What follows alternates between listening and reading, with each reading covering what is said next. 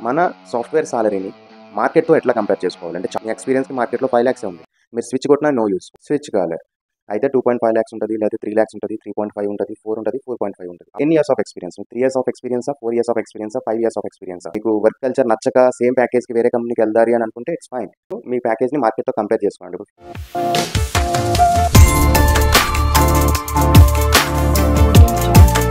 Hi guys, welcome to our channel. ఈ వీడియోలో మన సాఫ్ట్‌వేర్‌లో మనకున్న సాలరీని మార్కెట్‌తో మనం ఎలా కంపేర్ చేసుకోవాలనే దాని గురించి మాట్లాడబోతున్నాను. సో మీరు ఆల్రెడీ థంబ్‌నెయిల్ చూసే వీడియో క్లిక్ చేశారు కాబట్టి మీకు ఒక ఐడియా ఉంటది. ఈ వీడియోలో నేను ఏ టాపిక్ గురించి ఎక్స్‌ప్లెయిన్ చేయబోతున్నానని చెప్పి.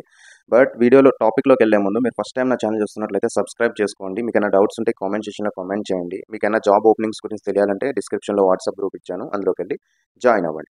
సో కంటెంట్‌లోకి వెళ్ళిపోయినట్లయితే మన సాఫ్ట్‌వేర్ సాలరీని మార్కెట్‌తో ఎట్లా కంపేర్ చేసుకోవాలి? అంటే చాలామంది అనుకుంటారు, నాకు కరెంట్ కంపెనీలో ప్యాకేజ్ తక్కువ ఉంది. నేను బయటికెళ్ళి స్విచ్ కొడితే నాకు సాలరీ పెరుగుతది అని అనుకుంటారు. బట్ రియాలిటీలోకొచ్చేసరికి వాళ్ళు కరెంట్ ఉన్న సాలరీకి, బయట ఆఫర్ చేసే సాలరీకి మ్యాచ్ కాదు. సో ఫర్ ఎగ్జాంపుల్ మీకు ఒక 5,00,000 ప్యాకేజ్ ఉందనుకోండి. మీ ఎక్స్‌పీరియన్స్‌కి మార్కెట్‌లో 5,00,000 ఉంది.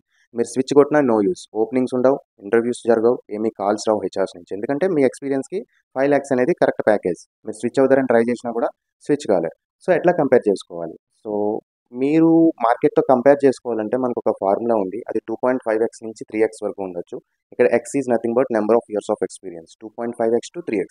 సో మీరనుకోవచ్చు, మీరెట్లా కన్సిడర్ చేస్తారు 2.5-3 అని చెప్పి. సో చాలామందికి స్టార్టింగ్‌లోనే ఫ్రెషర్స్‌కి 10,00,000, 15,00,000 ప్యాకేజెస్ కూడా వస్తున్నాయి కదా అని మీరు అడగొచ్చు. Right? So on and average మొత్తం సాఫ్ట్‌వేర్ కంపెనీలో ఫ్రెషర్‌గా మీరు కిక్ స్టార్ట్ చేసినప్పుడు కెరియర్ మీరే రియాలిటీలో ప్రాక్టికల్‌గా చూసినట్లయితే అయితే 2.5 లాక్స్ ఉంటది, లేదా 3 లాక్స్ ఉంటది, 3.5 ఉంటది, 4 ఉంటది, 4.5 ఉంటది. అప్ టు 4.5 మాత్రమే ఫ్రెషర్స్‌కి ప్యాకేజెస్ అనేవి ఉంటాయి.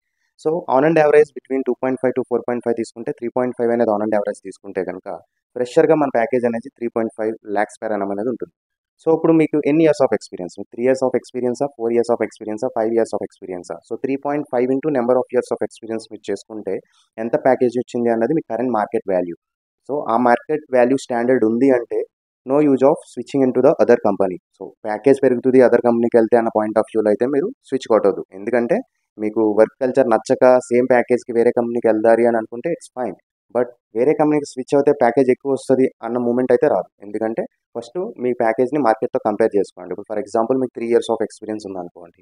సో 3.5x ఎక్స్ వాల్యూ ఇక్కడ 3 అవుతుంది. 3.5 ఇంటూ 3 అంటే ఎంత అవుతుంది?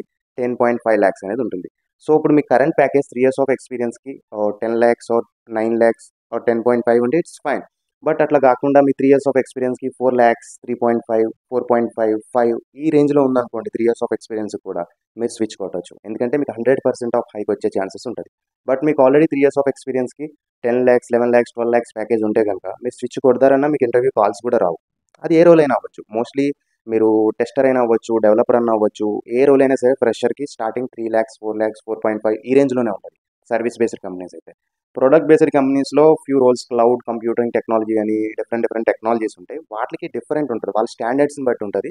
సో ఫ్రెషర్స్‌కి అంత ప్యాకేజ్ ఎందుకు ఇస్తున్నారు అనేది నేను ఇంకొక వీడియోలో మీకు ఎక్స్‌ప్లెయిన్ చేస్తాను. ప్రెజెంట్ ఈ వీడియోలో వచ్చి మార్కెట్‌తో ఎట్లా కంపేర్ చేసుకోవాలంటే 3.5x 3.5 into number of years of experience అనేది మీరు ఫార్ములా క్యాలిక్యులేట్ చేసుకుంటే మార్కెట్‌లో మీ ఎక్స్పీరియన్స్‌కి ఎంత ప్యాకేజ్ ఉన్నదనేది ఒక ఐడియా వస్తది. సో చాలామంది చెప్తుంటారు 2.5 into X, 2.5 ratio, 2.3 ratio, 3.5 ratio, 4.5 ratio, 4 ratio different numbering అయితే ఇస్తారు. బట్ ఆన్ అండ్ యావరేజ్ చూసుకుంటే 3.5x is the correct package for the employees in the IT industry. So మీకు కంపేర్ చేసుకోండి.